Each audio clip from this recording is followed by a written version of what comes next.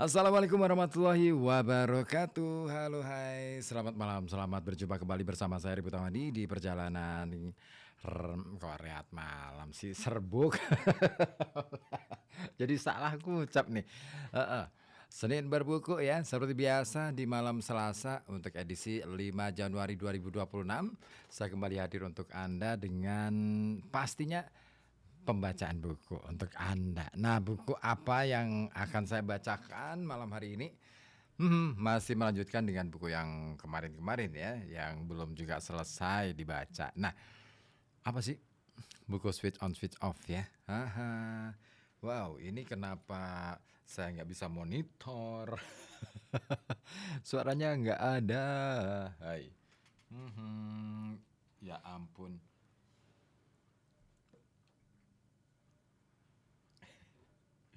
Ini kenapa sih?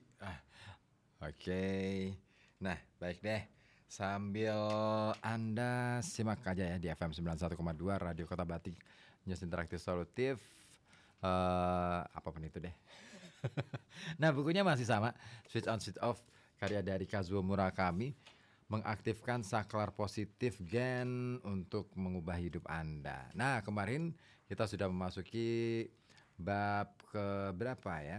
Bab kedua selesai. Nah, kita akan lanjut ke bab 3. Judulnya Doa untuk Jepang.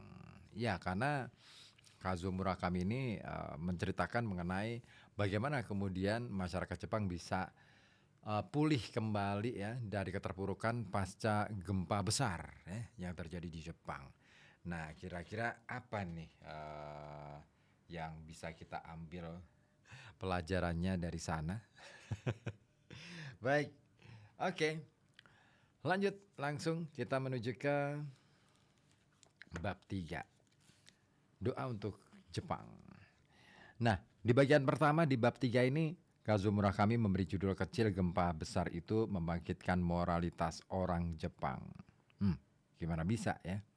Oh ya, diinformasikan juga buat Anda yang ingin gabung, silahkan bisa bergabung lewat telepon 0855420912 atau lewat WA ya, bisa di 0855420912. Karena sekarang ini untuk telepon yang reguler ya, yang 0285424474 sudah tidak digunakan lagi, tapi Anda bisa menelponnya lewat 0855420912 ya. Ya, bisa WA, bisa telepon ya. Gitu, Mama Sasa ya. Monitor ya. Baik. Ada sekarang kita masuk ke bab 3 bagian pertama pada judul kecil yang pertama, subbab pertama, Gempa Besar Itu Membangkitkan Moralitas Orang Jepang. Nah, saya bacakan langsung aja. Pada bulan Maret 2011, sejak gempa besar yang menyerang Jepang bagian timur, negara Jepang kini masih dilanda beban negatif dan derita. Ya, meski kepastian menuju pemulihan kini semakin meningkat, rencana penanganan kecelakaan nuklir yang simpang siur membawa bayang-bayang gelap ke dalam keseharian kita. Penyembuhan luka dari bencana tersebut sepertinya masih akan memakan waktu yang lama. Namun, seperti yang dijelaskan sebelumnya, justru lingkungan negatif itulah yang merupakan pendorong kuat untuk membangkitkan gen. Ya, cobaan juga adalah kesempatan. Masalah nasional ini merupakan kesempatan emas untuk mengubah keadaan hati negara dan orang-orang menuju arah yang benar. Nah, gempa besar ini dapat menjadi saklar untuk membangkitkan gen orang Jepang atau regenerasi negara kita. Nah, menurut saya kita harus melaksanakan hal ini. Saat bencana gempa terjadi, intuisi saya berkata, ini adalah pesan pahit yang akut, dan saya yakin tidak sedikit orang yang merasakan hal yang sama. Ramah terhadap alam, ramah terhadap lingkungan, begitulah biasanya orang-orang bersuara dalam permasalahan ekologi. Namun sesungguhnya tidak demikian. Bukan manusia yang ramah, tetapi makhluk hidup bernama bumi inilah yang berbesar hati, sehingga kita menjalani hidup yang nyaman. Akan tetapi, kesabaran bumi sampai di sini saja. Wahai manusia, perbaikilah tingkah laku egoismu, pertanyakan kembali cara hidupmu. Saya rasa seperti inilah peringatan dari alam, sebuah ujian berat yang diberikan kepada kita. Nah, karena itu kita sering berdiri di depan sebuah persimpangan yang besar. Jika kita melewati peringatan ini dengan enteng, kesulitan akan menjadi lebih besar dan Jepang akan jatuh ke jalan yang menurun menuju kehancuran. Di sisi lain, jika kita menerima sinyal ini secara ksatria dan menempuh perbaikan dengan mengevaluasi diri secara rendah hati, tak salah lagi, negeri ini akan bangkit kembali. Yang mana yang akan kita pilih? Mungkin banyak orang yang membicarakan pandangan tragis yang pertama. Tetapi saya melihat gambaran kebangkitan pada masa depan yang terbentuk melalui pilihan kedua. Ya, tentu saja jalan tersebut sangatlah keras dan terjal, tetapi pasti Jepang akan bangkit kembali. Saya merasakan sesuatu yang mirip dengan rasa yakin dalam hal ini. Mengapa saya bisa berkata begitu? Karena banyak orang Jepang yang DNA-nya selama ini tertidur, jadi terbangkitkan saat dipicu oleh bencana gempa ini. Saya menduga perasaan, pemikiran, kesadaran, dan mentalitas yang ada selama ini kini berubah. Saklar mereka telah menyala. Hati rakyat Jepang terbangkitkan melalui ujian yang besar dan mulai memancarkan cahayanya. Namun pada awalnya, yang kali pertama memberitahukan kemungkinan tersebut bukanlah orang Jepang sendiri, melainkan suara dari orang di luar negeri. Segera setelah bencana gempa terjadi bersamaan dengan datangnya simpati dari luar negeri, pasti masih segar di ingatan kita banyak juga suara yang menunjukkan simpati, kekaguman dan pujian dari luar negeri. Mereka terus mengucapkan puji-pujian terhadap perilaku yang dijalankan oleh masyarakat Jepang sampai orang Jepang itu sendiri terkejut. Salah satu contoh yang kita mungkin tidak tahu, untuk mendapatkan jatah pembagian air di kawasan bencana, semua orang berbaris dengan rapi. Tak ada satu orang pun yang berbicara kasar, semuanya menunggu giliran dengan tenang.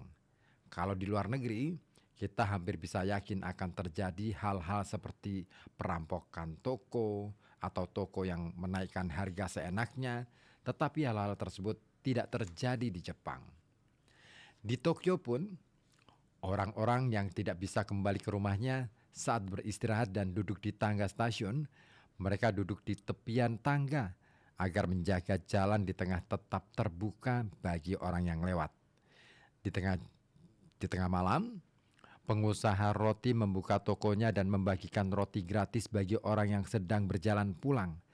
Seorang tunawisma membagikan kardus pada orang di sekitarnya dan berkata, "Ini supaya tidak kedinginan." Ada lagi barang-barang berharga seperti uang tunai, dompet, dan peti besi yang terkubur di bawah reruntuhan gempa memenuhi tempat penyimpanan kantor polisi setelah dilaporkan oleh orang-orang sampai-sampai polisi kerepotan menyimpannya.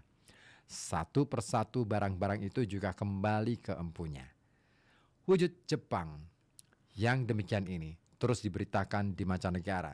Sebagai tanggapan, banyak yang mengatakan orang Jepang luar biasa. This is miracle. Hati saya tersentuh. Demikian kesan mendalam dan kekaguman berdatangan. Hal-hal ini menunjukkan apa yang bisa kita sebut kecantikan moral bangsa Jepang. Dengan kata lain, sifat-sifat seperti kepala dingin, tahan banting, kesopanan, keramahan, kelembutan, dedikasi, dan kejujuran. Tingginya moralitas dan pandangan logis, kehormatan sebagai manusia, dan hati yang suka saling membantu dan bekerja sama.